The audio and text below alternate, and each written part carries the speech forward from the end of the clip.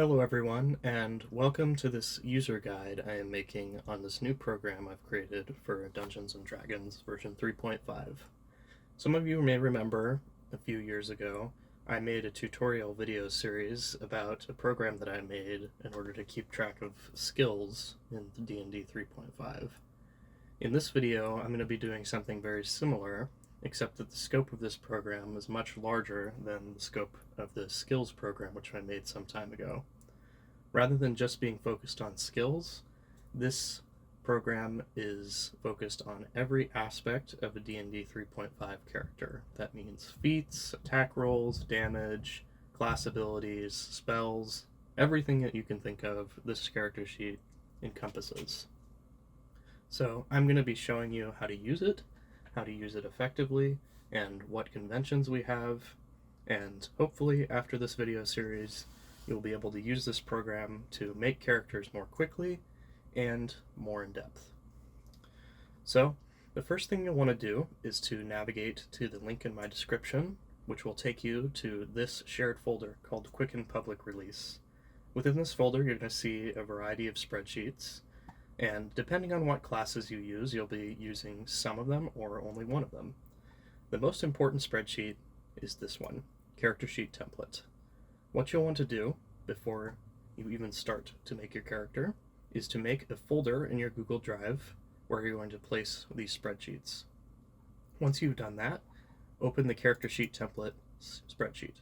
Once the spreadsheet is loaded, you're going to want to make a copy and place that copy in the folder you've created. To do this, click on File, Make a Copy, and then rename it to whatever your character will be named, and make sure that you include the attached app script file.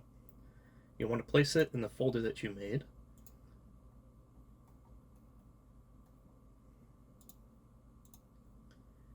And then click OK. A new tab will open, and the copy of the spreadsheet will be placed in the folder, and you'll be able to edit it as you please. It's worth noting that if you plan to play a class that has spells, or a class that has an animal companion, a familiar, or a special mount, you'll want to take some other spreadsheets into that folder with you. If you're playing a spellcasting character, you'll also want to copy the spellcasting spreadsheet that is applied to your class. For example, if you plan to take levels in Bard, you'll want to open the Bard spells spreadsheet, then you'll want to copy it into the character sheet folder that you've made. Additionally, if you are playing a class that has an animal companion, familiar, or a special mount, i.e. druid, ranger, sorcerer, wizard, or paladin, you'll want to make a copy of this first spreadsheet here and put it in that same folder. Now, let's go into the basics of the spreadsheet itself. There are some conventions to follow here, so make sure that you pay attention, and if you encounter any issues later on, make sure that you refer back to this part of the video. First convention is that there are certain types of cells here, and some of them are meant to be edited, some of them are not meant to be edited, and some of them have formulas in them that if you edit them, it may impact the performance of the spreadsheet. As a general rule, I have separated these kinds of cells into three different categories: static cells, free or data validation input cells, or formula input cells. Using these checkboxes here, you can highlight and see which ones are static, which ones are free or data validation input, and which ones are formula. Formula is orange, free or data validation is blue, and static is pale red. And this will help you to know how exactly you're editing the spreadsheet if you're ever confused. Now, the static cells, I don't expect you should ever have to edit these. These are supposed to be not edited at any point in the spreadsheet because they are static. So, you don't need to edit any of these cells. Free or data validation cells, however, are most likely meant to be edited, and in fact, you should edit them. These are cells where you can simply write in a value, and you will not break any aspect of the spreadsheet by doing so. And finally, we have formula input cells, which are orange, and these cells contain formulas, and in some cases you can edit them, and in those cases, when you click on the cell, You'll note in the formula bar up here that there is an equal sign followed by max, open parentheses, and then a 0. Most of the time these cells will be taking in numbers, and if you wish to edit these numbers, you should edit this 0 right here. Editing anything else or simply overriding the formula in the cell will cause problems, so please don't do that. Let's get started on making a character. The first thing you'll want to do is use this vital statistics table here at the top left. This table allows you to enter in your class and how many levels you have in each class, along with a lot of other important things about your character. To select a class, click on this arrow here for class 1, and you'll see a list of classes from the player's handbook, as well as this expanded psionics guide. Enter the level of the class that you selected here. You can have up to 3 classes, so there is room for multiclassing. This cell right here tells you your total level, which is just the sum of your 3 classes. Your race, which you can enter here, can be whatever you wish. However, if you enter a race from the player's handbook, it will automatically apply the racial penalties and bonuses to your ability scores, as well as some other things. XP, that is simply a cell for you to note how much XP you have. Alignment, you can enter in your alignment given the standard 2-letter format, the first letter indicating whether you are chaotic, lawful, or neutral, and then the second letter indicating whether you are good, evil, or neutral.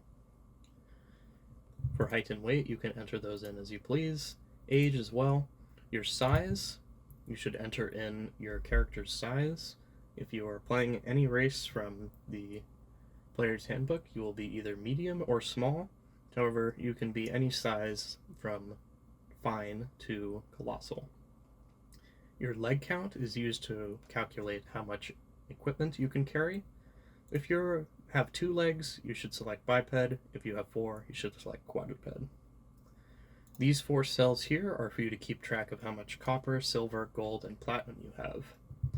And this cell here will combine each of those values to give you a final wealth calculation. Now that we've finished with the vital statistics table, let's look at the abilities table. This table is where you enter in your ability scores and any ability score bonuses or penalties you may have. Enter in your ability scores in this base column here. These other columns here, enhancement, insight, luck, etc., are for ability score bonuses and penalties. So if you, for example, have a +4 enhancement bonus to strength, you would use the convention that we have before and change this 0 in the equals max open parentheses 0 comma to a 4, like so. As you can see on the far right, we have total score, which is your ability score with any bonuses or penalties applied, and your total modifier.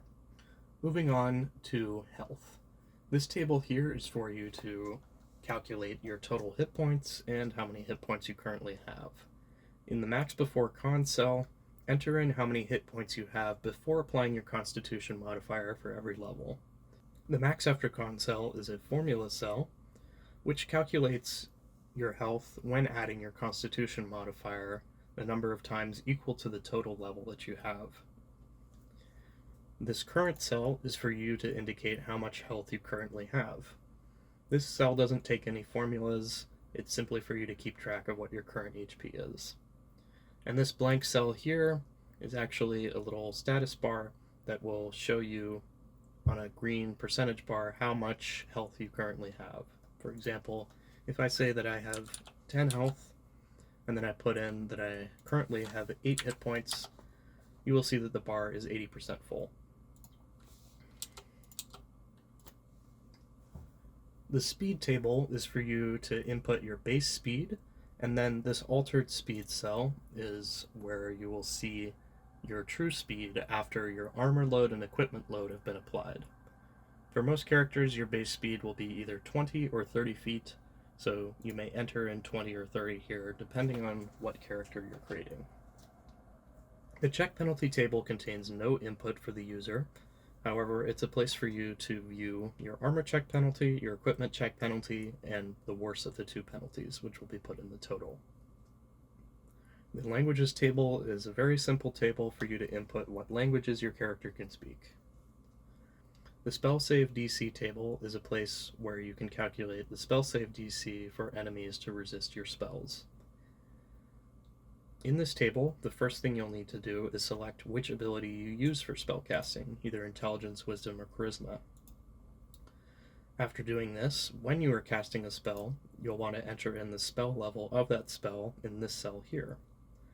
If you have the Spell Focus feat or the Greater Spell Focus feat, you'll be able to add a +1 or a +2 to your spell save DC using states, which I'll speak about later in this video. And this final cell is a product of a sum, which is your spellcasting ability modifier, the spell level, and any spell focus bonus that you may have, +10. Moving on to the melee weapon table. This table is for you to calculate your attack bonuses, how many attacks you have, and many things related to melee attacks. To start, change this cell here, melee weapon, to the name of your weapon. Then, navigate to damage dice, and change the damage dice depending on what weapon you have. For example, if you're wielding a longsword, change this to 1d8. For wielding type, this is for you to indicate how many hands you have on your weapon, or which hand. You'll see the options of either 2 hands, main hand, or offhand. This is used to calculate how much of your strength modifier will be applied to damage, either 1.5, 1, or 0.5 for 2 hands, main hand, or offhand respectively. The critical multiplier here is for you to indicate how many times your damage is multiplied if you score a critical hit. The critical threat range cell is for you to indicate what is the minimum number that you can roll in order to score a critical hit. So enter in 19 if you have a critical threat range of 19 to 20, 18 if you have a threat range of 18, 19, and 20, and so on. Attack and damage use a similar strategy where you have a name of a type of bonus and you have a value which is inputted directly to the right of it. Your base attack bonus will automatically be calculated depending on what class levels you have. Your strength modifier will automatically be applied from the total modifier from abilities table, although if you have the feat weapon finesse, you can switch it to dexterity here and it will apply your dexterity modifier instead.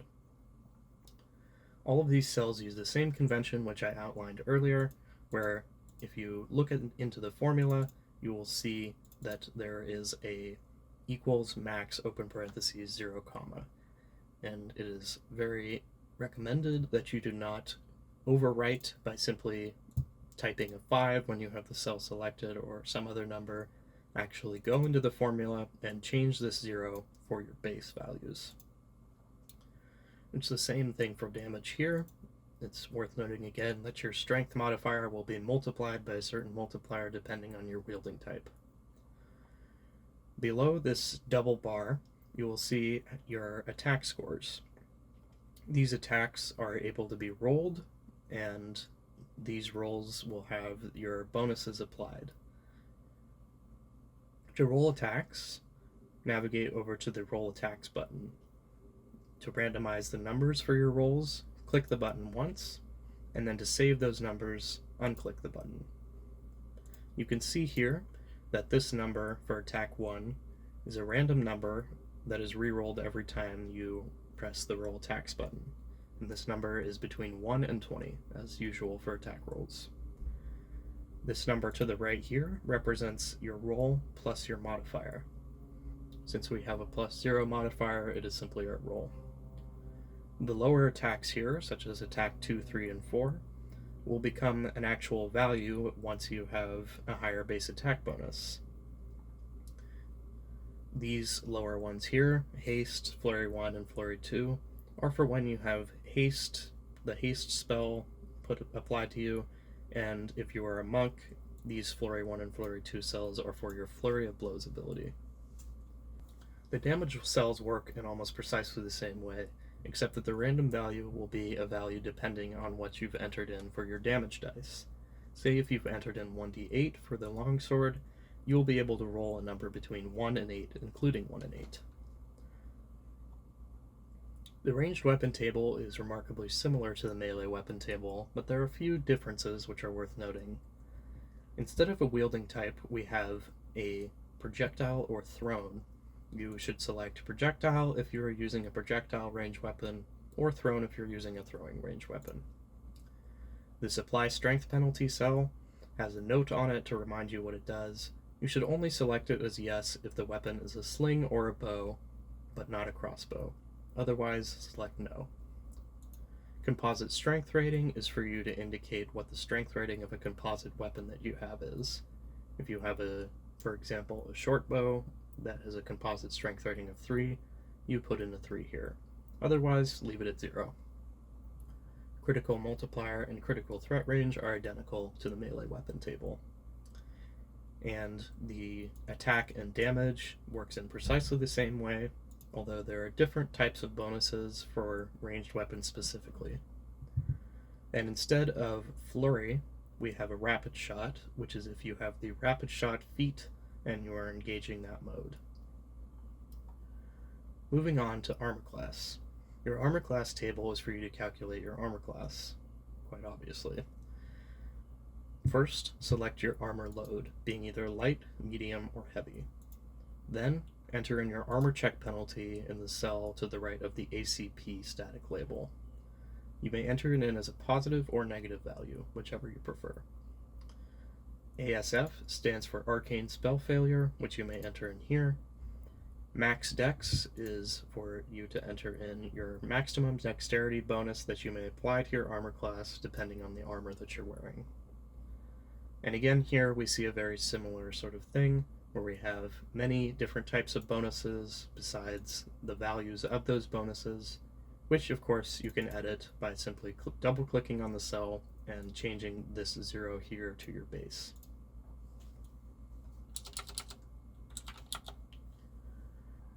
Below the double bars, we have your base armor class, which is 10 plus all of your bonuses, touch armor class, which is 10 plus all of your bonuses besides shield and armor bonus, and flat-footed armor class, which is all of your bonuses except for your dexterity bonus. Moving on to the saves table, you can see that your base save modifier will be calculated automatically if you enter in your class levels. Your ability modifier to each saving throw will be automatically applied, and you may enter in any other miscellaneous modifiers for each save as you wish. Still noting that most of these still have the convention of the equals max open parentheses 0 comma, which you should only enter the 0, change that if you want to add in a custom save bonus. And at the bottom you will see your save bonuses for each save, Fortitude, Reflex, and Will. This little table here is to keep track of your bonus to initiative. It's simply your dexterity modifier. This spell resistance table will show you your spell resistance, if you have any spells applying that give you spell resistance. The damage reduction thing here is for you to enter in how much damage reduction have. And as I told you before, these cells are to turn on certain views, which you can see static for your data validation input cells or formula input cells. And finally, we have the conditions table here. This conditions table is a long list of conditions which your character may be affected by. To apply a condition, simply click the checkbox and leave it on, and you will be placed within that condition. You can see, for example, that if we enable the flanking condition, you can see that we have a +2 flanking bonus to our melee attack rolls. For conditions which do not have a simple checkbox, there are certain special rules which I will indicate here.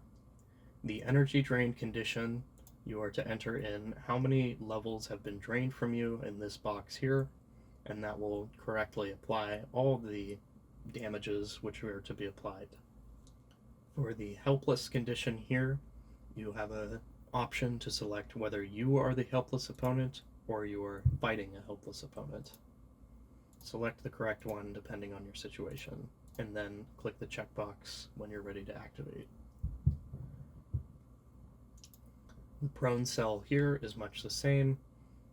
select which of these options is more correct for your current situation, whether you're defending against a ranged attack or defending against a melee attack, and then click the checkbox when you're ready. This has been the first part of this video explaining the spreadsheet. There's quite a bit more to cover, so make sure you stick around for future videos where I will cover exactly how to use the rest of the spreadsheet. But for now, thank you all for watching, and I'll see you in the next video.